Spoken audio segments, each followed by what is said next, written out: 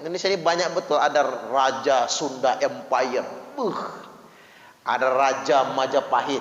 Indonesia ini udah lengkap Pak. Nabi palsu ada Indonesia ini. Malaikat Jibril palsu ada, Lia Eden ya Pak. Imam Mahdi palsu ada.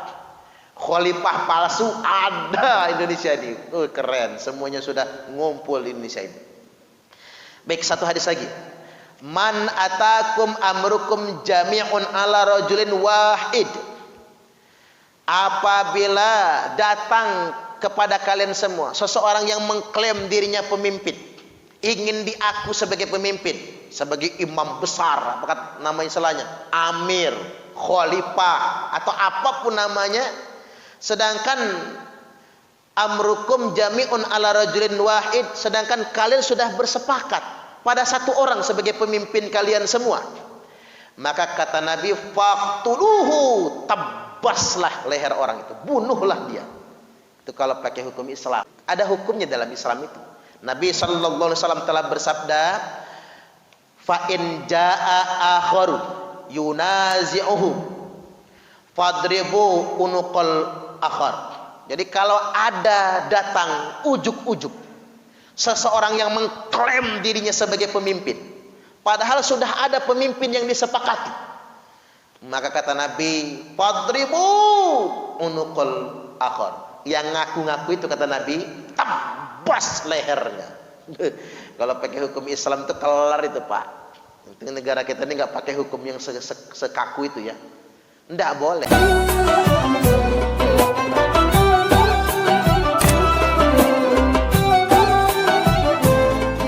Dengar ulang. Jadi Umar bin Khattab radhiyallahu an berkata, innahu la islama illa bi jamaah wala jama'ata illa bi imarah wala imarata illa bi ta'ah. Innahu, sesungguhnya kata Umar bin Khattab, la islama illa bi jamaah, tidak ada Islam kecuali dengan al-jamaah. Walaupun di sini kalimatnya kutipannya bi jamaah, tidak pakai alif lam ta'rif. Tapi kalau kita mau pakai alif lam ta'rif, la islama illa bil jamaah. Tidak ada Islam kecuali dengan al-jamaah. Wala jama'ata illa bil imarah. Tidak ada jamaah kecuali dengan adanya pemerintahan. Al-imarah itu pemerintahan. Kemudian wala imarata illa bitta'ah, dan tidak ada pemerintahan kecuali dengan ketaatan. Ini populer banget ini kalau di kalangan pergerakan. Muharik ya Pak, orang-orang pergerakan itu.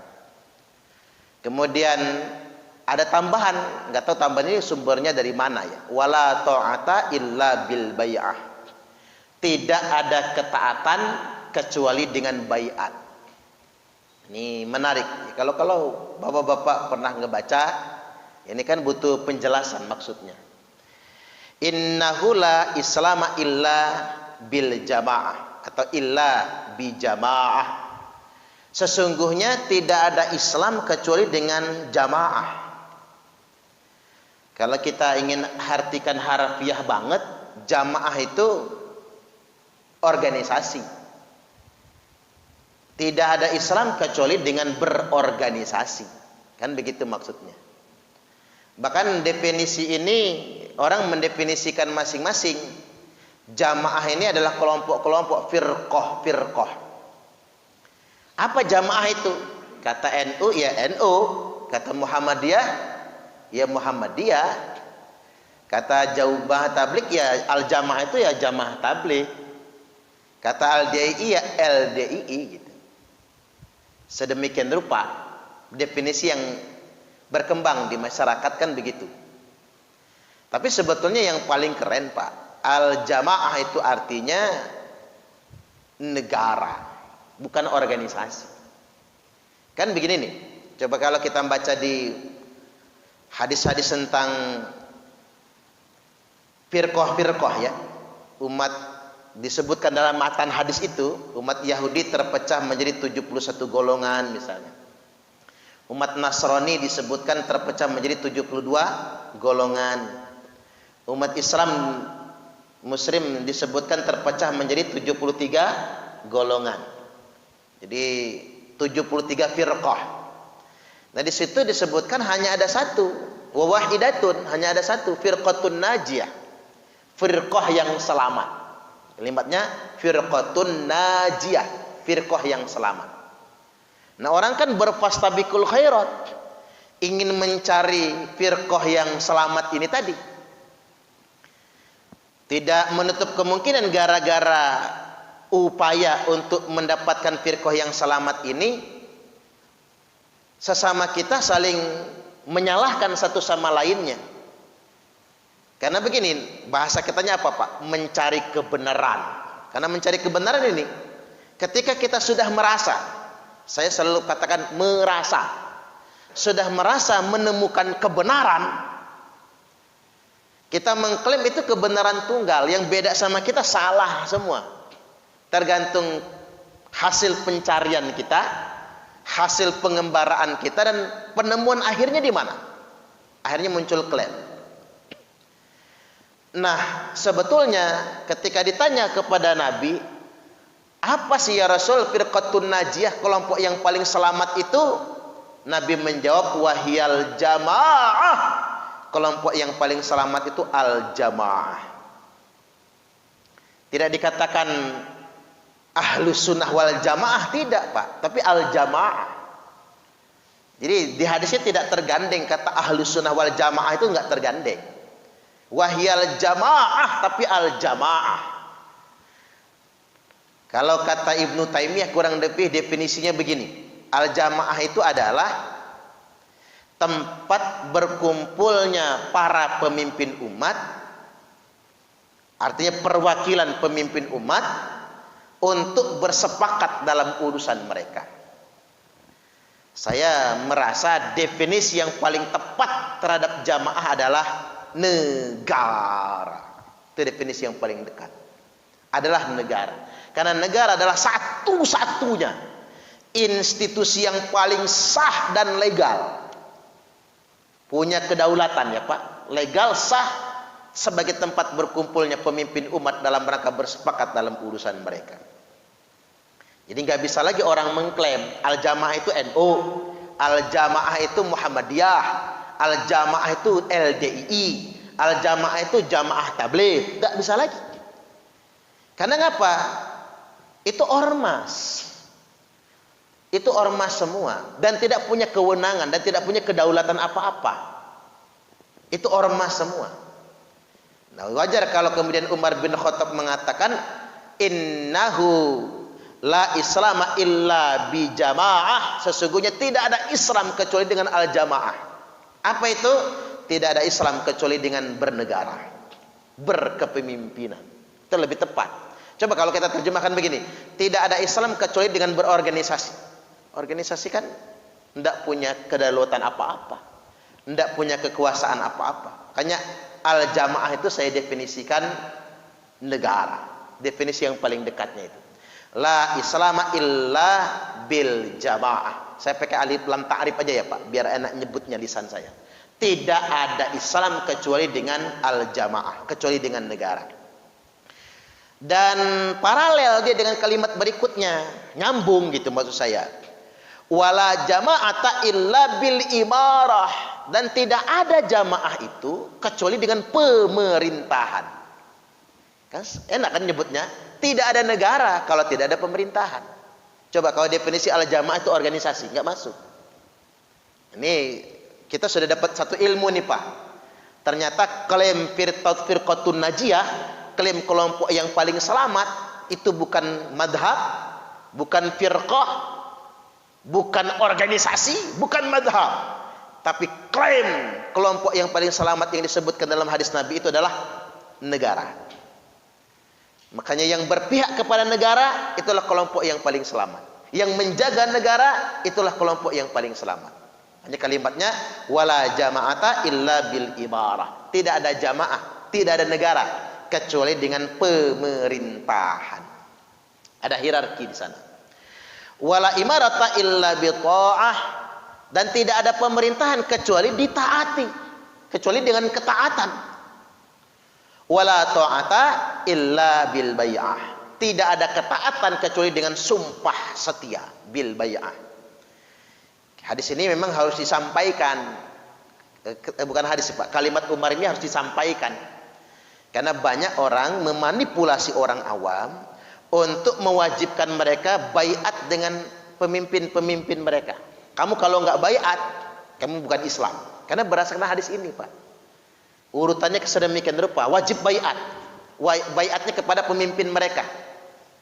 Dengan khalifah lah, dengan amir, dengan pemimpin kelompok, kan begitu.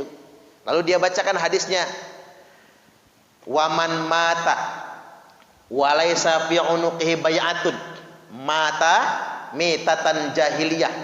Barang siapa yang mati tidak ada di lehernya ketaatan, kesetiaan, maka matinya mati jahiliyah. Orang yang mati tidak ada di lehernya baiat, maka matinya mati jahiliyah. Ini kadang-kadang hadis ini Pak dijadikan senjata.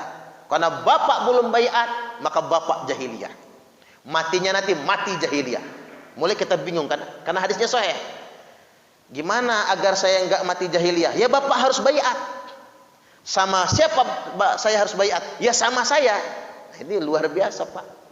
Banyak orang di luar sana ngejual doktrin baiat. Mewajibkan orang baiat secara individu dengan pemimpin-pemimpin kelompok. Simpang siur, padahal baiat yang dimaksudkan di sini adalah kesetiaan kepada pemerintah yang sah. Jadi cara ngejawabnya Pak, kalau ada orang ngajak kita baiat, cara ngejawabnya, emang lu siapa mau ngebaiat saya? Jabatan kamu apa? Kamu sebagai apa? Kok mau membaiat saya? Kata dia, saya presiden. Jelas kan? Dia punya kedaulatan sedemikian rupa. Karena baiat itu hanya sah atas pemimpin al-jamaah, pemimpin suatu negara. Jadi nggak boleh sembarangan meletakkan baiat tersebut. Jadi karena beberapa golongan, apalagi lagi marak ini Pak, NII itu ya. NII itu doktrinnya baiat. Jadi dia memanipulasi orang awamnya begitu, wajib baiat. Kalau kamu nggak baiat, maka kamu masih kafir. Kalau di Lampung ini doktrinnya bukan baiat nyebutnya Pak, tapi taslim. Taslim itu begini, pernyataan masuk Islam. Pernyataan masuk Islam. Jadi kita ini walaupun sudah sholat belum Islam. Karena belum membuat pernyataan masuk Islam. Nah, pernyataan masuk Islam itu harus sama nakib mereka, pemimpin mereka. Ada aja begitu. Itu kalau di Lampung itu modelnya. Itu yang khilafatul muslimin itu Pak, dia taslim. Kalau pengen tahu jajal masuk, Pak Iwan jajal sekali. Ikut pengajian aja Pak, bener. 3 kali ikut pengajian udah ketahuan. Dia udah mulai ngajak taslim. Mulai ngomong negara ini negara kafir. Maksudnya kita geser, nggak mempercayai negara ini. NKRI ini togut, Pancasila togut. Diajaknya baiat. Keluar hadis ini. Hadis ini keluar nantinya. Padahal itu luar biasa berbahayanya. Karena begitu mereka berbaiat dengan pemimpin mereka, berarti mereka tidak mengakui lagi pemerintahan yang sah di negara ini. Itulah masalahnya Pak. Tidak lagi mengakui pemerintahan yang sah di negara ini. Justru mereka lah kalau mati-matinya jahiliyah nantinya. Oke, biar nggak rancu ini, saya mulai dari awal lagi coba. La innahu la islam illa bil jamaah. Sesungguhnya tidak ada Islam kecuali dengan al jamaah. Definisi yang paling benar akan jamaah adalah negara. Karena Nabi tahu betul ada 2 solusi yang Nabi kasih buat umat akhir zaman ini. Idza ra'aitum ikhtilafan fa'alaikum bisawadil a'dham. Apabila kalian semua sudah melihat perselisihan yang sangat banyak di tengah-tengah umat, banyak sekali perselisihan, banyak sekali perbedaan, maka yang paling selamat kata Nabi, fa'alaikum bisawadil a'zam. Kelompok yang paling selamat itu adalah wajib kalian ikut yang paling mayoritas. Ini hadis Nabi loh Pak. Jadi kalau kita ini dihadapkan banyak betul perselisihan, jangan cari yang minoritas. Jangan ikutan yang nyumput-nyumput. Jangan ikutan yang aneh-aneh. Ikuti yang paling mayoritas. Secara umum di dunia internasional aliran mayoritas itu Ahlus Sunnah wal Jamaah menyebutnya Pak. Sunni. Kalau dalam konteks keindonesiaan NU dan Muhammadiyah. Karena ini sudah terbukti. NU dan Muhammadiyah ini lahir sebelum republik ini ada, didirikan itu. Sudah terbukti menjaga NKRI. Yang enggak ngecilkan yang lain juga mendirikan NKRI. Matlaul Anwar, Masyarikul Anwar ya Pak. Al-Irsyad, Al-Wasliyah sebagainya. Cuman enggak banyak gitu. Jangan ikutan yang minoritas. Minoritas di sini yang aneh-aneh gitu. Karena perintah Nabi begitu, ketika umatku dihadapkan dengan perselisihan yang sangat banyak, ancaman perpecahan antara mereka, kelompok yang paling selamat fa'alaikum bisawadil a'dzam adalah kelompok yang paling mayoritas. Ikuti yang mayoritas. Karena umatku mustahil bersepakat dalam kesesatan, kata Nabi. Ya apalagi NU dan Muhammadiyah Pak, gudangnya ulama kan. Semua pakar ada di sana. Enggak perlu ragu dengan itu semua. Nah kalau enggak mau itu, Nabi kasih solusi yang kedua. Ketika umatku sudah berfirqah-firqah, kata Nabi, ada satu yang selamat. Apa itu? Wahiyal jamaah, yakni al-jamaah negara. Jadi kalau bapak-bapak pusing betul, saya enggak mau NU Ustaz, enggak mau Muhammadiyah, enggak mau MUI, enggak mau jamaah tablik, maka ada satu yang selamat. Apa? Wahiyal jamaah, yakni yang berpihak kepada negaranya. Itulah yang paling selamat. Ini solusi. Jadi al-jamaah itu bukan golongan, bukan kelompok, tapi negara. Hanya saja yang perlu digarisbawahi kalimat berikutnya, wala jama'ata illa biimarah. Tidak ada jamaah kecuali dengan pemerintahan. Jadi ketaatan kepada negara harus berbanding lurus pada kesetiaan kepada pemerintahnya. Saya kasih contoh cara cuci otak orang Pak, untuk masuk ke kelompok-kelompok yang menyimpang itu. Begini, kamu pilih Pancasila atau pilih Al-Quran? Kalau bapak-bapak ditanya begitu, milih mana kira-kira? Al-Quran kan? Tuh pertanyaan pertama. Pertanyaan yang kedua, milih taat sama Allah atau taat sama pemerintah? Pilih mana Pak? Taat sama Allah. Milih membela Islam atau membela NKRI? Pilih mana? Islam. 2 menit jadi teroris bapak-bapak. Bener aja, 2 menit jadi teroris. Ini kalau mau tahu Pak cara cuci otak itu. Brainwashing itu begini. Kalau kata Ali Imran, 2 menit jadi teroris orang. Saya kalau dari awal ngajinya begini ngisinya sama bapak-bapak, jadi teroris sama bapak-bapak. Percayalah sama saya. Ikut-ikut saya. Ujung-ujungnya tak ajak ngebom kan. Udah klimaks benci banget sama republik ini, benci banget sama pemerintah. Apalagi kemarin waktu pemilihan gak milih, pilihannya kalah misalnya, tambah lagi tuh. Tambah karena pilihannya kalah dan lain sebagainya, itu bisa kerekord itu. Itu cara cuci otak itu begitu, dan rata-rata berhasil. Dengan kalimat itu berhasil orang. Itu namanya pertanyaan jebakan. Pertanyaan itu kayaknya benar Pak, tapi ada yang salah di kalimat itu. Milih Islam, bela Islam atau bela NKRI? Milihnya itu salah, karena itu bukan pilihan. Milih taat sama Allah atau taat sama pemerintah, kata milihnya itu salah, karena itu bukan pilihan.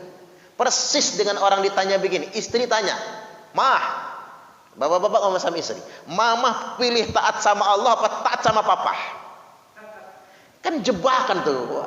Milih taat sama Allah, ya sudah kamu buat cerai, kata suaminya kan gitu ya. Milih taat sama Allah, ditinggal laki. Pilih taat suami, kafir Pak, karena enggak memilih Allah, kan begitu jadinya. Kan dilema yang kayak gitu. Memang itu bukan pilihan. Jawaban yang benar, pilih taat sama Allah atau taat suami. Jawaban yang benar, mentaati suami adalah perintah Allah. Kalau saya taat suami, sama saja saya juga mentaati Allah. Itu jawaban yang benar. Milih berbakti sama orang tua atau berbakti sama Allah, ya itu bukan pilihan. Jawaban yang benar, berbakti kepada kedua orang tua adalah perintah Allah. Jadi kalau kita berbakti sama orang tua, sama saja kita taat kepada Allah. Itu jawabannya. Coba geser dikit aja Pak. Milih bela Islam atau bela NKRI? Jawaban yang benar, membela negara adalah kewajiban yang diajarkan oleh ajaran Islam. Kan jelas tuh. Milih taat sama pemerintah atau taat sama Allah? Jawaban yang benar, ya ayyuhalladzina amanu ati'ullaha wa ati'ur rasula wa ulil amri minkum. Wahai orang-orang yang beriman, taatlah pada Allah, taatlah pada Rasulullah dan pemerintah yang ada di antara kalian semua. Wa ulil amri minkum. Kalimatnya malah ngiket banget nih Pak. Bukan cuman ulil amri. Kalau ulil amri kan sifatnya umum, siapa aja. Tapi dicatat lagi minkum. Ulil amri yang ada di antara kalian, yang mengikat di antara kalian semua. Kekinian dan kedisinian. Pemerintah yang dimaksudkan di sini bukan pemerintah masa lalu, bukan kerajaan Majapahit, sudah berlalu. Pemerintah yang dimaksudkan dalam ayat ini bukan presiden Amerika, bukan presiden Turki, itu negara orang. Minkum, di negara kalian masing-masing, di lingkup kalian masing-masing. Makanya ada keterangannya begini. Man ata'ani faqad ata'a Allah. Barang siapa yang taat padaku, kata Nabi, sama saja dia taat pada Allah. Wa man asani faqad asallah. Barang siapa yang mendurhakai aku, sama saja dia durhaka kepada Allah. Wa may yuti'il amira faqad ata'ani. Dan barang siapa yang mentaati pemerintahnya, maka sama saja dia sudah mentaati aku, kata Nabi. Wa may ya'sil amira faqad asani. Dan barang siapa yang durhaka kepada pemerintahnya, maka sama saja dia sudah mendurhakai aku. Jadi sederhananya begini, taat pemerintah sama saja mentaati Allah dan Rasulnya. Mendurhakai pemerintah sama saja durhaka kepada Allah dan Rasulnya. Sama proses kayak Pancasila tadi Pak.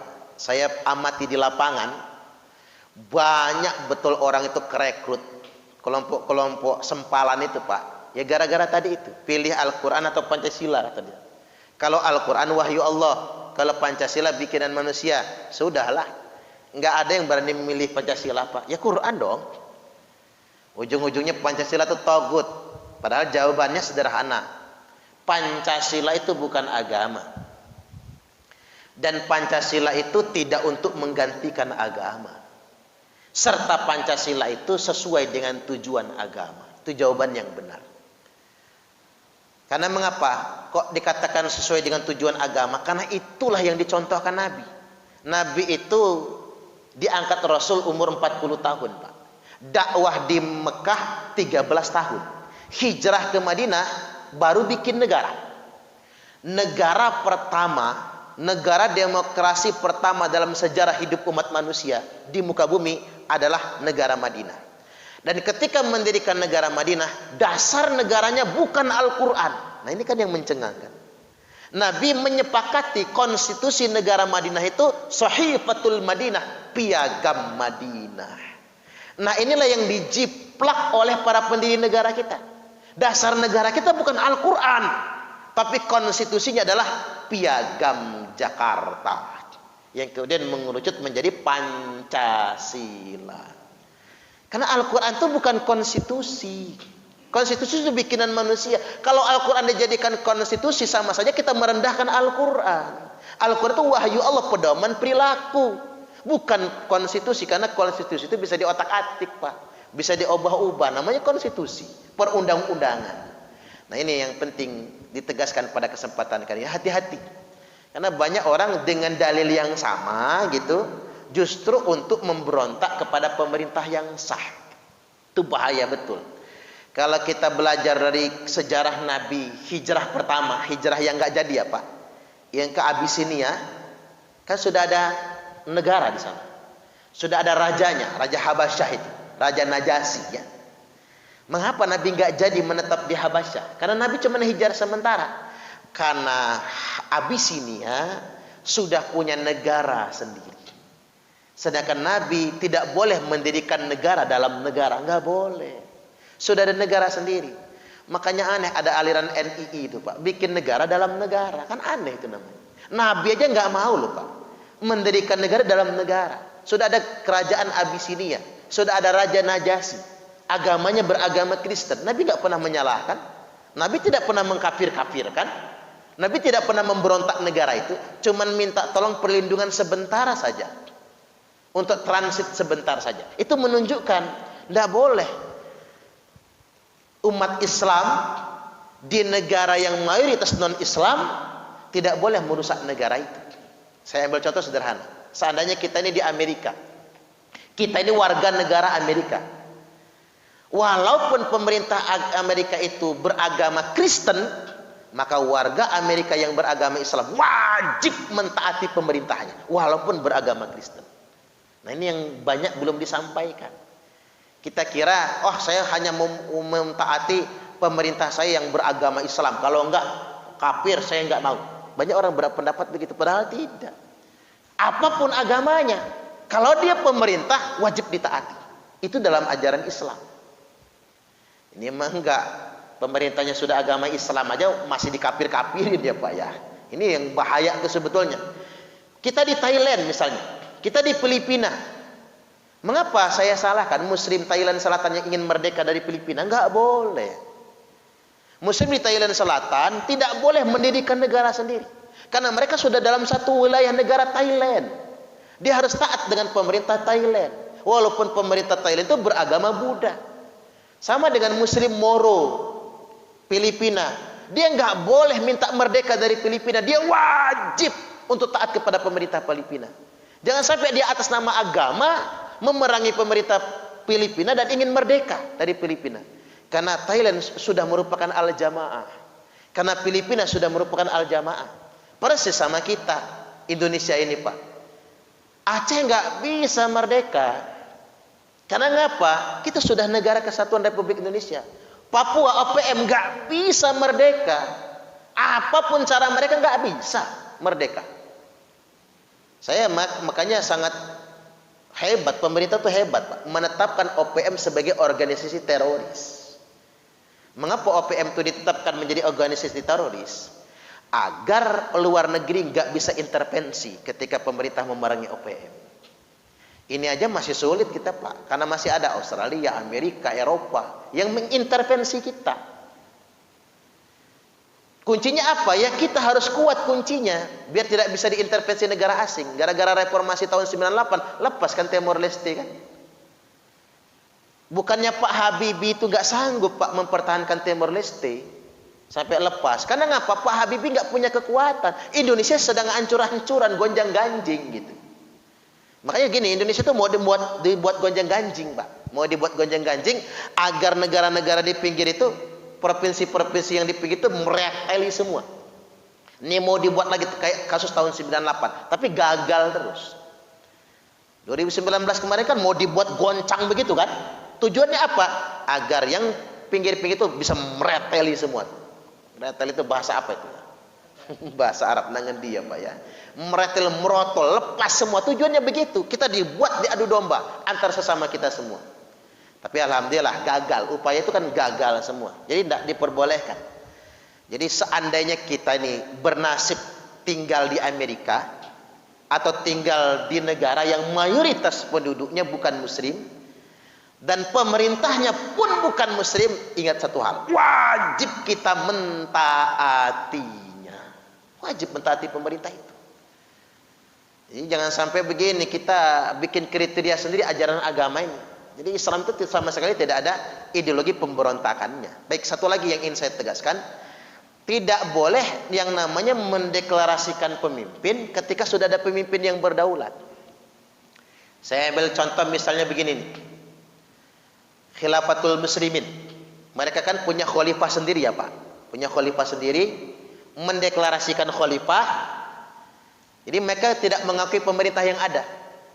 Kata mereka negara ini negara kafir, pemerintahan yang benar Khilafatul Muslimin, dan kita punya khalifah sendiri. Ada hukumnya dalam Islam itu.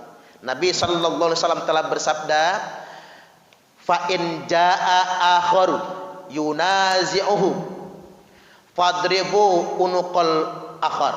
Jadi kalau ada datang ujuk-ujuk seseorang yang mengklaim dirinya sebagai pemimpin, padahal sudah ada pemimpin yang disepakati, maka kata Nabi, "Fadribu unuqal akhar." Yang ngaku-ngaku itu kata Nabi, tabas lehernya. Kalau pakai hukum Islam itu kelar itu Pak. Negara kita ini nggak pakai hukum yang sekaku itu ya. Nggak boleh. Indonesia ini banyak betul, ada Raja Sunda Empire, ada Raja Majapahit. Indonesia ini udah lengkap Pak. Nabi palsu ada Indonesia ini.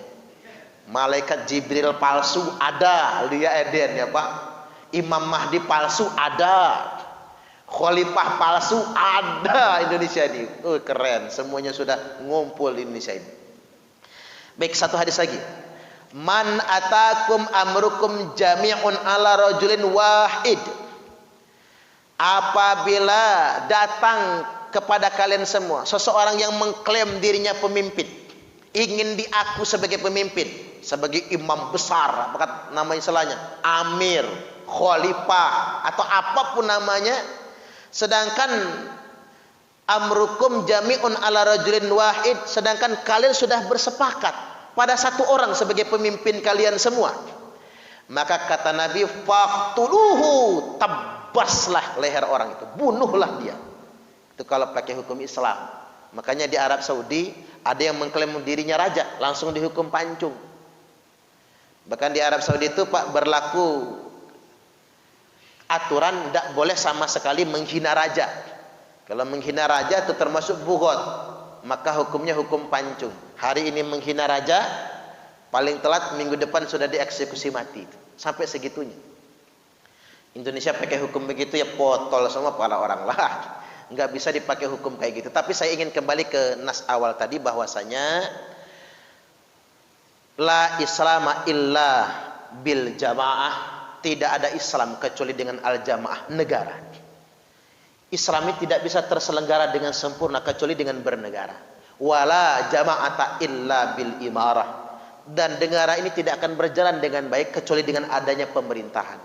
Wala imarata illa bil ta'ah. Dan tidak ada pemerintahan kecuali dengan ketaatan atau kesetiaan. Wala ta'ata illa bil bai'ah. Tidak ada ketaatan kecuali dengan janji setia. Seandainya penguasa menyimpang, tugas kita mengingatkan, bukan memberontak, mengingatkan, mengkritik, bukan menghina. Karena saling menasihati itu wajib. Itulah fungsinya para ulama, mengingatkan ketika ada yang salah. Tapi bukan sesuatu yang multitafsir, tapi jelas saling mengingatkan satu sama lainnya. Baik, sampai di sini kita buka tanya jawab.